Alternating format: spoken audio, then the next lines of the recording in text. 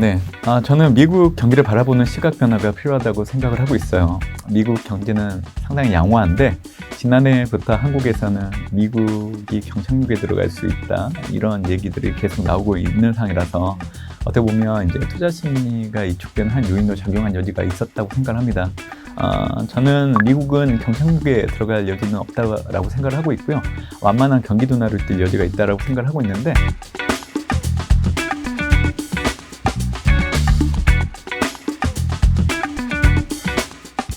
네, 안녕하세요. 오늘 촬영일 기준으로 해서 어제 호주를 이어서 캐나다에서 연속으로 깜짝 금리 인상을 발표하면서 시장에 소폭 충격을 주는 모습입니다. 저희가 올해 들어서 계속 미국 증시 랠리가 펼쳐지고 있는 상황인데 이제 시장의 관심은 앞으로 일주일 뒤로 다가온 6월 FOMC에 쏠리고 있습니다. 오늘은 관련한 이야기를 문남중 대신증권 연구위원님 모시고 들어보도록 하겠습니다. 연구위원님 안녕하세요. 네, 안녕하세요. 네, 앞서서 간단하게 요약은 해봤는데 네. 일단 먼저 궁금한 게 기준금리 인상 소식 때문에 네. 나스닥이 빠졌지 않습니까? 이게 어떤 상황인지 좀 요약 좀 부탁드릴게요. 아무래도 캐나다 중앙은행이 올해 상반기 때 처음으로 금리 인상을 중단할 수도 있다. 이제 그 얘기를 시작했던 대표적인 중앙은행인데요. 전일 같은 경우에는 반대로 금리를 더 올릴 수도 있다. 이렇게 뉘앙스를 좀 바꾸다 보니까 좀 걱정을 하는 것 같아요. 중요한 거는 올해 상반기, 늦어져도 3분기 이내에는 사실 금리 인상 중단은 기정사실화 될 거라고 저는 보고 있거든요. 그렇기 때문에 지금 나타나고 있는 불안에 대해서는 그렇게 염려를 안 하셔도 될 것 같고요. 결국 물가는 지난해 비교를 해보면 상대적으로 많이 내려오고 있긴 해요. 근데 중앙은행과 시장이 바라보는 물가의 해석이 좀 다릅니다. 그러니까 중앙은행들은 보통 추구하고 있는 목표치가 2% 정도 돼요. 근데 지금의 물가는 거의 2배 이상 되는 상황이기 때문에 지난해 고점을 형성하고 떨어지는 추세만 보면 분명히 물가 오름폭은 줄어들고 있는 상황이기 때문에 사실 금리를 더 올리지 않아도 되고 중단을 해도 되는 상황이긴 해요.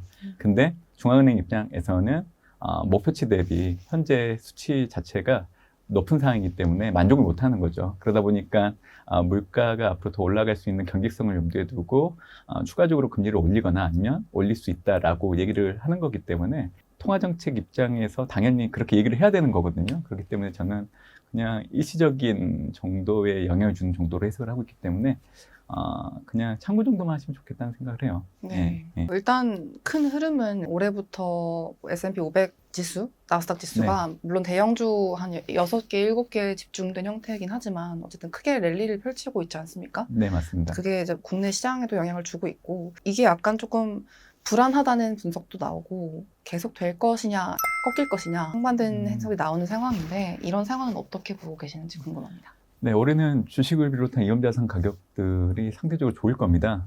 남아있는 하반기에도 가격이 더 올라갈 여지가 있다고 생각을 하고 있고요. 팬데믹 이후에 증시를 괴롭혔던 요인들이 세 가지가 있습니다. 전쟁과 물가, 긴축. 근데 이게 사실 벗어나고 있는 게 확인되고 있기 때문에 증시의 상방 압력이 커지고 있는 거고요.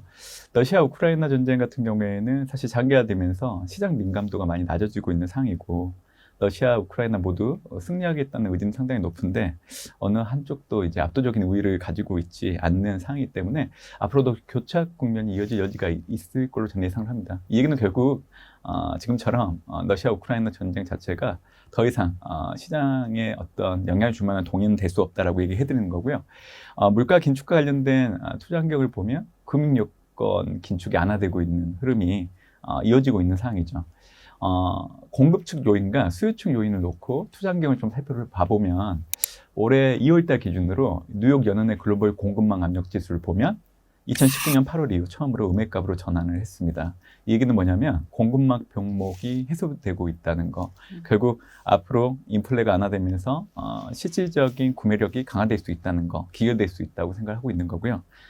또 하나는 지난해가 이제 유가를 중심으로 상품 가격이 하락하면서 물가 오름폭을 줄였다고 하면 올해 같은 경우에는 서비스 가격을 중심으로 물가가 더 떨어질 수 있다라고 생각을 하고 있는데 주거비에 대한 해석에 논란의 여지는 있는 것 같아요. 다만 저는 과거 연준과 주거비와의 통화정책 관계를 놓고 봤을 때 내년 1분기 이후부터 이 주거비의 전년 동월비 하락 속도가 상당히 빨라질 수 있다고 봅니다. 왜냐하면 과거에 연준이 기준금리 인상을 중단하고 주거비와의 스프레드가 0.8에서 1.05 정도로 좁혀지고 나면 시차를 갖고 주거비가 전년 동월 대비 연속적으로 하락하기 시작을 했는데 그게 대략적으로 9개월 정도 됩니다.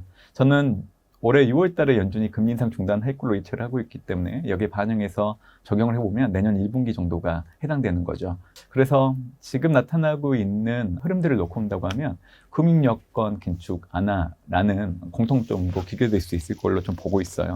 결국 앞으로 미국 증시가 올라갈 수 있는 근간이라고 생각을 하고 있고 최근에 이제 미국의 부채한도 협상도 타결된 부분들 그리고 6월 FMC가 앞으로 남아있는 하반기 동안에 연준의 통화 정책에 대한 불확실성을 완화시켜 줄 거로 좀 보고 있기 때문에 미국 증시 상승을 이어갈 수 있는 동력이 되어주지 않을까 예상합니다. 네.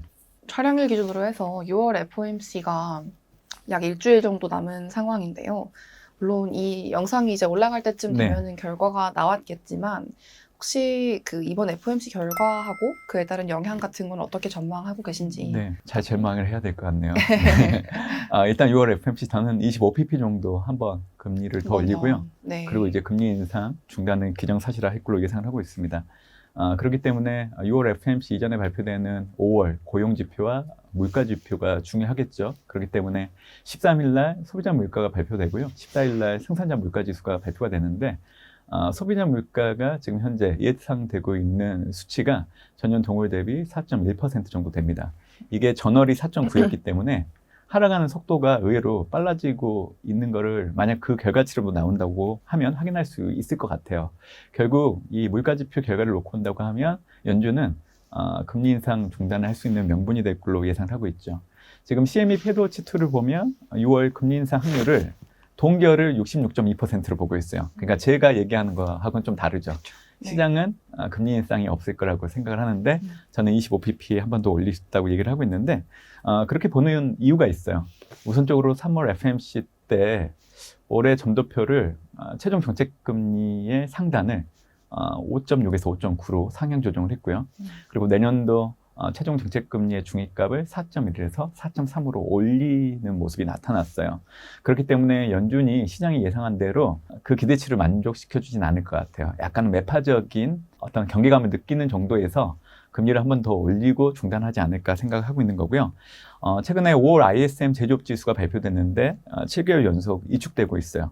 그러니까 지난해 9월을 기준으로 중립금리를 상회하는 정책금리가 지금까지 계속 이어지고 있기 때문에 결국 고강도 통화긴축에 따른 여파가 실물 경기에 영향을 미치고 있는 상황이기 때문에 연준은 이거를 인지를 하고 있습니다. 올해 하반기 때 가장 큰 난제가 미국이 경착륙에 들어갈 여부인데 지금 금리 인상을 중단시켜야 미국이 경착륙에 들어갈 확률이 낮아질 수 있는 겁니다. 그렇기 때문에 올해 6월 FMC 때 금리 인상 중단은 기정사실화할 걸로 좀 보고 있는데 금리를 올리는 여부에 대해서는 이제 저는 시장과는 약간 차이가 있다는 거를 얘기 드리고 싶습니다. 네. 그 아주 긍정적으로 전망하시는 분들 중에서는 원래 이제 피봇이 나올 거냐 안 나올 거냐 이거에 대한 얘기도 좀 갑론을박이 있었는데 그럼 사실 올해 안에는 피봇은 좀 어렵다고 보는 게 맞을까요? 네. 피봇은 어렵습니다. 네. 왜냐하면 연준은 지난해부터 FOMC 회의를 통해서 통화정책도 발표를 하지만 이 경제전망, 점도표도 정기적으로 수정을 하고 있어요. 근데 그 수정된 범위에서 한 번도 벗어난 적이 없다는 겁니다. 연준은 지난해부터 올해 상반기 때 금리 인상 중단, 그리고 그 기조를 연말까지 유지하는 거, 그리고 그 기준금리 인하는 2024년 정도 되어야 가능하다는 것을 계속 어필을 하고 있거든요. 그렇기 때문에 3월 FMC 때 이 수정된 점도표를 놓고 본다고 하더라도 올해 중위값과 내년도 중위값을 비교했을 때 내년도에는 내려가는 모습이 나타나잖아요. 네. 그렇기 때문에 연준도 금리 인하와 같은 피봇은 내년에 좀 시행할 걸 염두에 두고 있다고 보시면 될 것 같아요. 네. 네. 올해 하반기까지 계속 시장에 긍정적으로 전망하시는 것 같은데 지금까지 올라온 이 형상을 보면은 사실상 7개, 상위 6개, 7개 정도의 뭐 빅테크 기업들 중심으로 해서 끌고 가는 모습이었고 이렇게 대형주에 쏠려 있는 현상이 특정 분야에 국한된 급등이기 때문에 어떤 하락장의 전조 신호다. 이렇게까지 해석을 하시는 분들도 계시더라고요. 이게 좀 우려해야 할 부분은 없을지 마냥 좋게 봐도 되는 건지 궁금한데요. 네, 그런 얘기가 지금 나오고 있는 것 같아요. 근데 연초 이유를 되짚어 보면 올해 시장이 예상외로 강할 거라고 예측을 못했기 때문에 그래서 단기간 많이 올랐다고 생각을 하고 있어서 그런 얘기가 나오는 것 같은데, 사실 그동안 증시 상승을 주도했던 흐름들을 놓고 본다고 하면 항상 주도 섹터와 주도하는 종목이 있었습니다. 그렇기 때문에 지금 뭐 엔비디아 중심의 반도체가 좀 특정 종목, 대형주 위주로 강세가 나타난다는 이유만으로 앞으로 하락장의 전조로 얘기하기는 좀 어려움이 있다고 저는 생각을 하고 있고요. 예를 하나 들어드리겠습니다. 네. 이 실질정책금리 얘기를 제가 좀 드려야 될 것 같은데요. 올해 미국 증시가 좋았던 그 근간에는 이 실질정책금리가 양해값으로 전환됐기 때문에 가능했다고 보시면 됩니다. 실질정책금리가 양해값으로 전환했다는 것은 두 가지 의미가 있어요. 첫 번째가 연준의 금리 인상 중단이 멀지 않았다는 거 하나하고, 또 하나는 연준의 최종 정책금리 도달이 가까워지고 있다는 거. 이게 올해 발표된 미국의 2월 근원 PC를 통해서 확인됐기 때문에, 그래서 지금 미국 증시가 계속 오르는 양상이라고 보시면 돼요. 그래서 과거에도 실질정책금리가 양해값으로 전환된 구간, 그러니까 미국의 근원 PCE가 미국 연준의 정책금리를 하회하는 구간이 2004년 12월, 2008년 3월, 그리고 2018년 9월에서 2020년 1월 있었는데, 그때 S&P 500 지수가 평균적으로 11.9% 올랐습니다. 그리고 섹터별 수익률을 놓고 본다고 하더라도 유틸리티, 에너지, 필수 소비재가 강세를 보였죠. 그러니까 그러한 구간에서도 보면 섹터별 수익률을 놓고 봤을 때 그 증시 상승을 주도했던 섹터가 있었는데, 그때 당시 유틸리티, 에너지, 필수 소비재가 강세를 보였다는 거죠. 앞으로도 이제 미국의 실질정책금리가 양해값으로 전환된 게 계속 유지되기 때문에 과거의 데이터를 놓고 본다고 하면 뭐 유틸리티, 에너지, 필수 소비재가 강세를 보일 수도 있겠네라고 생각하실 수 있는데, 팬데믹 이유를 놓고 본다고 하면 지금 말씀드렸던 섹터들은 한번 로테이션이 있었기 때문에 앞으로 성과가 계속 좋을 여지는 없다고 생각을 해요. 지금은 어찌되었든 경기를 놓고 봤을 때 확장 국면과 수축 국면이 있을 때 수축 국면 하에 놓여 있기 때문에 시간이 지날수록 금리와 물가는 떨어질 수밖에 없습니다. 그 얘기는 뭐냐면 결국 할인율 축소가 기대되는 성장주들이 앞으로 좀 성과가 기대된다고 해석을 할 수 있는데, 그런 차원에서 놓고 본다고 하면 IT, 커뮤니케이션, 경기 소비재에 주목을 해야 된다 보고 있고요. 과거에 제가 말씀드렸던 기간 동안에 이 해당되는 섹터 수익률을 놓고 본다고 하더라도 IT가 17.4%, 커뮤니케이션이 16.4%, 그리고 경기 소비재가 11% 정도 수익률을 보였죠. 제가 동 기간 동안에 S&P 500 지수가 11.9% 올랐다고 얘기를 해드렸기 때문에 그 S&P 500 전체 수익률을 상회하는 수익률을 기록했던 걸 보면 저는 앞으로 좀 이 섹터들을 관심 있게 보시면 좋을 걸로 보고 있고요. 하락장의 전조 신호로 제가 말씀드리고 싶은 거는 연준의 금리 인하 전망이 퇴보하고 있다는 점에 좀 주목을 해볼 필요가 있다고 생각을 합니다.